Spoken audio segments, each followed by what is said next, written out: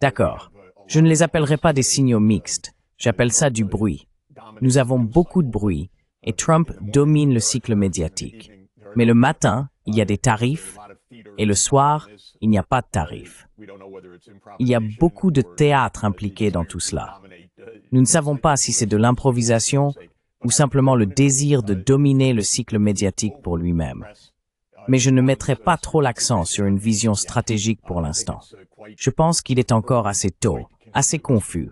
Nous ne pouvons vraiment rien dire de très clair sur aucun des principaux théâtres d'action, que ce soit la guerre en Ukraine, le Moyen-Orient, la Chine ou les Amériques.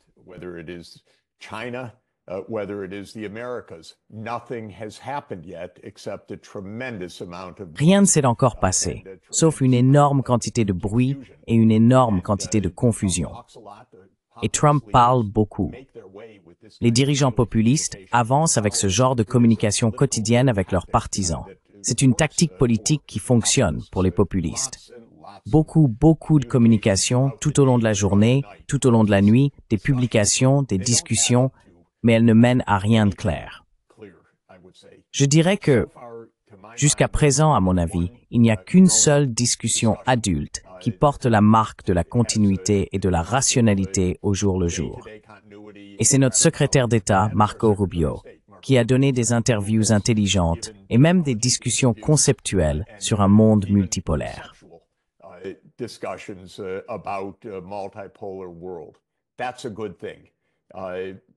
C'est une bonne chose. Il est notre secrétaire d'État. Il a appelé à la diplomatie. Il dit que la diplomatie compte, ce qui signifie un accommodement mutuel et un compromis. Nous sommes dans un monde multipolaire, a-t-il déclaré. Tout cela, je le mettrai dans la catégorie des discussions adultes. Tout le reste, nous ne savons pas. Honnêtement, Netanyahou est à Washington. Est-ce pour qu'il planifie la prochaine phase de quelque chose d'horrible parce que les États-Unis fournissent plus d'armes lourdes et de financement à Israël? C'est déjà convenu. Ou est-ce pour établir la loi et dire que le cessez-le-feu actuel se poursuivra jusqu'à un résultat politique? Nous ne savons pas. Le théâtre dans l'hémisphère occidental est extraordinaire.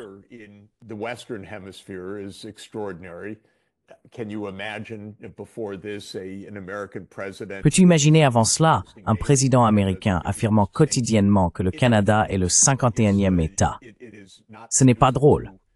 Cela ne favorise aucune sorte de solution réelle au problème. C'est du théâtre, c'est Hollywood, c'est passer le popcorn. Les gens aiment ça, mais ça ne résout en fait rien. Je pense que Rubio a fait une chose intéressante. Oui, il a convaincu les Panaméens de quitter l'initiative de la ceinture et de la route. C'est intéressant. En gros, Trump, comme tu l'as dit, revendique clairement l'hégémonie américaine sur les Amériques dans leur ensemble. Ce qui serait intéressant, c'est s'il avait au moins la capacité mentale et géopolitique de dire « Eh bien, si nous ne voulons pas de la Chine et de la Russie près de nous, peut-être qu'ils ne veulent pas des États-Unis près d'eux. »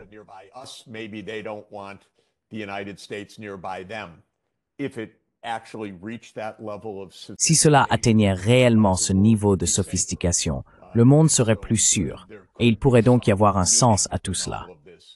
Mais souvenez-vous, nous parlons de Trump et nous parlons de l'Amérique. L'Amérique est parfaitement capable de dire que nous ne voulons pas de la Russie et de la Chine près de nous, et nous serons directement en face d'eux. Après tout, juste avant que nous commencions, je lisais comment Trump a dit que, bien sûr, maintenant l'Ukraine nous donnera ses terres rares en paiement pour notre aide. Cela remonte à Lindsey Graham, le sénateur, qui a dit que nous devons nous battre parce qu'il y a 10 trillions de dollars de réserves minérales. Ne vous souciez pas des Ukrainiens. Ne vous souciez pas de la guerre. Ne vous souciez pas de la vie et de la mort.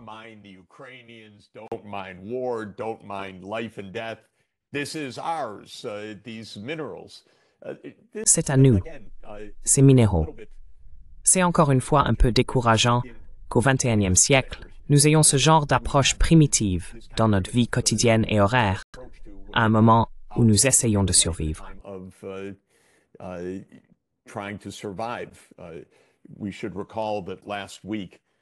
Nous devrions rappeler que la semaine dernière, en toile de fond, le bulletin des scientifiques atomiques a avancé l'horloge de l'apocalypse d'une seconde plus près de l'Armageddon, à 89 secondes avant minuit. C'est un problème sérieux.